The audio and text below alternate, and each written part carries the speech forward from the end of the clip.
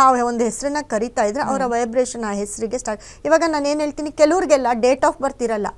ಇವಾಗೆಲ್ಲ ಆಧಾರ್ ಕಾರ್ಡ್ ಅಂತ ಬಂದಮೇಲೆ, ಪ್ಯಾನ್ ಕಾರ್ಡ್ ಆಧಾರ್ ಕಾರ್ಡ್ ಅಂತ ಬಂದಮೇಲೆ ಯಾವುದೋ ಒಂದು ಡೇಟ್ ಆಫ್ ಬರ್ತ್ನ ಕೊಟ್ಟು ಅದನ್ನು ಮಾಡಿಸ್ಕೊಳ್ತಾರೆ.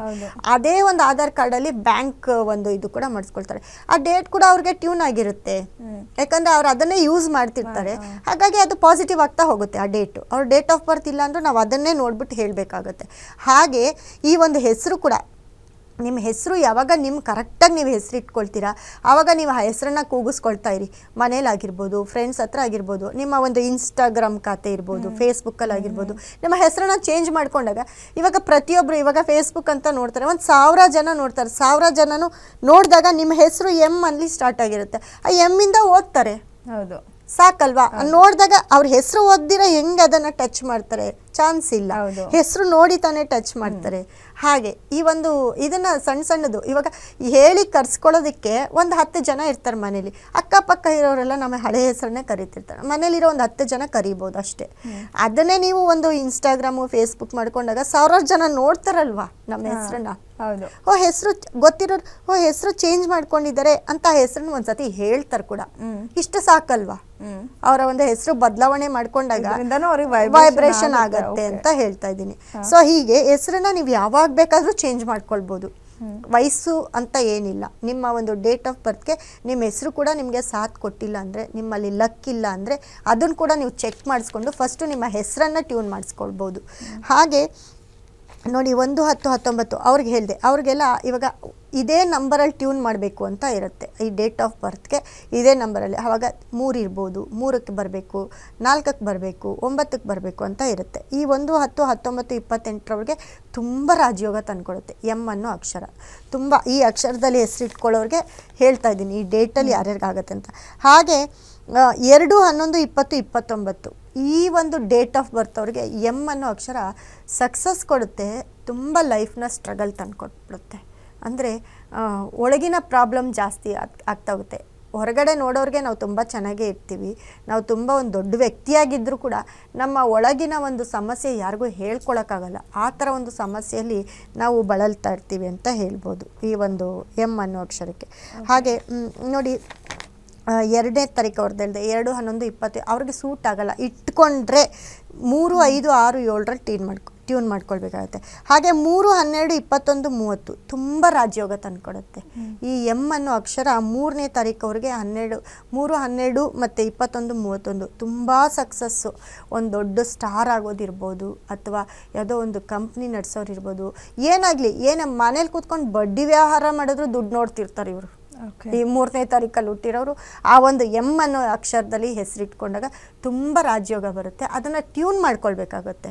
ಡೇಟ್, ಇವರು ಹುಟ್ಟಿರೋ ಡೇಟ್ ಇವಾಗ 3ನೇ ತಾರೀಕು ಹುಟ್ಟಿದ್ರೆ ಅವರ ಒಂದು ತಿಂಗಳು ಅದಕ್ಕೆ ಟ್ಯೂನ್ ಆಗುತ್ತೆ, ಮತ್ತು ಇಯರ್ ಕೂಡ ಆ್ಯಡ್ ಆಗುತ್ತೆ. ಎಲ್ಲ ಟ್ಯೂನ್ ಮಾಡಿದಾಗ ಅವ್ರ ನೇಮ್ ನಂಬರ್ ಎಷ್ಟು ಬರುತ್ತೋ ಅದಕ್ಕೆ ಅವರ ಡೇಟ್ ಆಫ್ ಬರ್ತ್ ಟ್ಯೂನ್ ಮಾಡಿದಾಗ ಟೋಟಲ್ ನಂಬರ್ಗೆ ನಾವು ನೇಮ್ ನಂಬರ್ನ ಸೆಲೆಕ್ಟ್ ಮಾಡಿ ಕೊಡಬೇಕಾಗತ್ತೆ. ಎಮ್ಮಲ್ಲೇ ಹೆಸರಿಟ್ಕೊಟ್ರು ಅದರಲ್ಲಿ ಕೆಲವೊಂದು ಅಕ್ಷರಗಳು ಪಾಸ್ ಆಗಬೇಕಾಗುತ್ತೆ, ಅದನ್ನು ನೋಡಿ ನಾವು ಕೊಡ್ತೀವಿ. ಹಾಗಾಗಿ ನೋಡಿ, 4, 13, 22, 31 ಅವರು ಅಷ್ಟೇ, ಅವ್ರಿಗೂ ತುಂಬ ಸಕ್ಸಸ್ ಕೊಡುತ್ತೆ. ಅವ್ರಿಗೆ ಒಂದು ನೇಮ್ ನಂಬರು ಒಂದು 10, 1, 2, 6ಅಲ್ಲಿ ಟ್ಯೂನ್ ಮಾಡ್ಕೊಳ್ಬೇಕಾಗತ್ತೆ. ಹಿಂಗೆ ಟ್ಯೂನ್ ಮಾಡ್ಕೊಂಡಾಗ ತುಂಬ ಅದೃಷ್ಟ ಕೊಡುತ್ತೆ ಇವ್ರಿಗೆ. ಅದು ಕೂಡ ಇಂಪಾರ್ಟೆಂಟ್ ಅಂತ ಹೇಳ್ತಾ ಬರ್ತಿದ್ದೀನಿ. ಹಾಗೆ 6, 15, 24 ಅವ್ರಿಗಂತೂ ತುಂಬ ಸಕ್ಸಸ್ ಕೊಡುತ್ತೆ ಅಂತ ಹೇಳ್ಬೋದು. ಎಮ್ಮಿಂದ ಅಕ್ಷರ ಇಲ್ಲ ಎಮ್ ಎಲ್ಲೋ ಪಾಸ್ ಆಗಿರ್ಬೋದು, ಇವಾಗ ಸೆಕೆಂಡ್ ನೇಮ್ ಆಗಿರ್ಬೋದು, ಈ ಥರ ಎಮ್ ಅನ್ನೋ ಅಕ್ಷರಕ್ಕೆ ಈ ಒಂದು ಡೇಟ್ ಆಫ್ ಬರ್ತ್ ಅವ್ರಿಗೆ ತುಂಬ ಸೂಪರ್ ಅಂತ ಹೇಳ್ತಾ ಹೋಗ್ತೀನಿ. ಹಾಗೆ 7ನೇ ತಾರೀಕು 7, 16, 25 ಅವ್ರಿಗಂತೂ ಹೆವಿ ಸಕ್ಸಸ್ ಅಂತ ಹೇಳ್ಬೋದು. ಹೆವಿ ಸಕ್ಸಸ್ ಅಂದರೆ ರಾಜಯೋಗದಲ್ಲಿ ರಾಜಯೋಗ, ಡಬಲ್ ಧಮಕ, ಏನು ಒಂದು ಹಿಂಗೆ ಕಲ್ಲು ಹಾಕಿದ್ರು ಸಕ್ಸಸ್ ಅವ್ರಿಗೆ. ಹಾಗೆ 8, 17, 26 ಅದರಲ್ಲಿ 8ನೇ ತಾರೀಕು ಅವ್ರಿಗೆ ಟ್ಯೂನ್ ಆಗಲ್ಲ ಎಮ್ ಅನ್ನೋ ಅಕ್ಷರ. ಹಾಗೆ 17, 26 ಅನ್ನೋ ಒಂದು ಡೇಟ್ಗೆ ಟ್ಯೂನ್ ಆಗುತ್ತೆ, ಅದರಲ್ಲಿ ಸ್ವಲ್ಪ ಮಿಸ್ಟೇಕ್ ಇರುತ್ತೆ. ಹಾಗೆ 9, 18, 27 ಅವರು ಮಹೇಶ್ ಬಾಬು ಅವರು 9ನೇ ತಾರೀಕು. ಸೊ ಈ 9, 18, 27 ಅವರು ಕೂಡ ತುಂಬ ಸಕ್ಸಸ್ನ ಕೊಡುತ್ತೆ. ಅಲ್ಲಿಗೆ 1, 3, 4, 6, 7, 9 ಈ ಡೇಟ್ ಅವ್ರಿಗೆಲ್ಲ ಎಮ್ ಅನ್ನೋದು ತುಂಬ ವೈಬ್ರೇಷನ್ನು ಹೆಸರು. ಹಾಗೆ 2, 8 ಅನ್ನೋರಿಗೆ ಈ ಎಮ್ ಅನ್ನೋದು ಎಲ್ಲೋ ಒಂದು ಕಡೆ ಪರ್ಸ್ನಲ್ ಪ್ರಾಬ್ಲಮ್ ಜಾಸ್ತಿ ಮಾಡ್ತಾ ಹೋಗುತ್ತೆ ಎಮ್ ಅನ್ನೋ ಅಕ್ಷರ. ಹಾಗಾಗಿ ಇವಾಗ ಹೇಳಿದೆ, ನಾನು ಇಷ್ಟೊತ್ತು ಹೇಳಿದೆ ಯಾವ ಡೇಟ್ ಅವ್ರಿಗೆ ಚಂದ, ಯಾವ ಒಂದು ಹೆಸರಿಗೆ ವೈಬ್ರೇಷನ್ ಜಾಸ್ತಿ ಇರುತ್ತೆ ಅಂತ. ಈ ಎಮ್ ಅನ್ನೋ ಅಕ್ಷರನ ತುಂಬ ನಿಮ್ಮ ಡೇಟ್ ಆಫ್ ಬರ್ತ್ನ ಫಸ್ಟು ನೀವು ಎಷ್ಟೇ ಏಜ್ ಆಗಿರ್ಬೋದು, ನಿಮಗೆ ಸಕ್ಸಸ್ ನೋಡ್ತಾ ಇಲ್ವಾ, ಲಾಸ್ ಆಗ್ತಾ ಇದ್ದೀರಾ ಇಲ್ವಾ, ಹೆಲ್ತ್ ಪ್ರಾಬ್ಲಮ್ಮ ಏನಾದರೂ ಇದ್ದರೆ ಅದಕ್ಕೆ ಮುಂಚೆ ಒಂದು ಸತಿ ನಿಮ್ಮ ಡೇಟ್ಗೆ ನಿಮ್ಮ ಹೆಸರನ್ನ ಟ್ಯೂನ್ ಮಾಡಿಸ್ಕೊಳ್ಳಿ. ಇವಾಗ ನಮ್ಮ ಹತ್ರನೇ ಬಂದು ಕೇಳಿದಾಗ ನನ್ನ ಹೆಸರು ಕರೆಕ್ಟಾಗಿದೆಯಾ ಅಂತ ಕೇಳಿದಾಗ ನಾವು ಹೆಸರು ಚೆಕ್ ಮಾಡ್ತೀವಿ.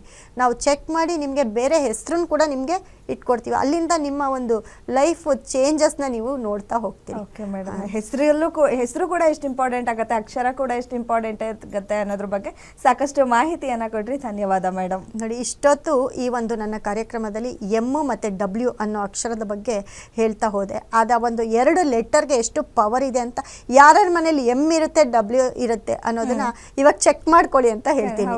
ಮತ್ತೆ ಈ ಡೇಟಲ್ಲಿ ಹುಟ್ಟಿರೋರು ಕೂಡ ಇದು ಚೆಕ್ ಮಾಡ್ಕೊಂಡಾಗ ಅವರ ನೆಗೆಟಿವ್ ಪಾಸಿಟಿವ್ ಗೊತ್ತಾಗ್ಬಿಡುತ್ತೆ. ಹಾಗಾಗಿ ಎಲ್ಲರೂ ನಿಮ್ಮ ಹೆಸರನ್ನ ಒಂದು ಟ್ಯೂನ್ ಮಾಡಿಸ್ಕೊಂಡು ಹೆಸರಿಂದ ಕೂಡ ನೀವು ಲಕ್ಕನ್ನು ತಂದ್ಕೊಡಿ ಅಂತ ಹೇಳ್ತಾ ಈ ನನ್ನ ಒಂದು ಮಾತನ್ನು ಮುಗಿಸ್ತಾ ಇದ್ದೀನಿ. ಧನ್ಯವಾದ.